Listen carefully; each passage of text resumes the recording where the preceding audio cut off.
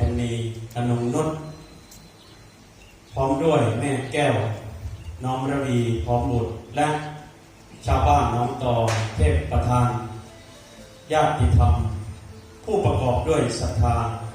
อุตสาหะพร้อมเพียงกันนำมาถวายแด่พระภิกษุสงฆ์ผู้อยู่จำพรรษาทั่วไตรมาสในอาวาสนี้ก็แลผ้ากฐินทานนี้เป็นของบริสุทธิ์ดุจเลื่อนลอยมาโดยอภากาศแล้วแลตกลงในที่ประชุมสงฆ์จะได้จำเพาะเจาะจงว่าเป็นของพระภิกษุรูปใดรูปหนึ่งก็หาไม่ได้มีพระบรมพุทธานุญาตไว้ว่าให้พระสงฆ์ทั้งปวงยอมอนุญาตให้แก่ภิกษุรูปหนึ่งเพื่อจะกระทำกฐินทานกิจให้ถูกต้องตามพระบรมพุทธานุญาตและมีคำพระอัฏฐกถาจารย์ผู้รู้เพราะบรมพุทธาธิบายสังวรณาไว้ว่า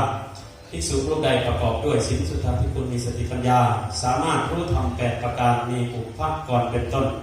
ภิกษุรูปนั้นจึงสมควรเพื่อจะกระทำกฐินทานกิจให้ถูกต้องตามพระบรมพุทธานุญาตได้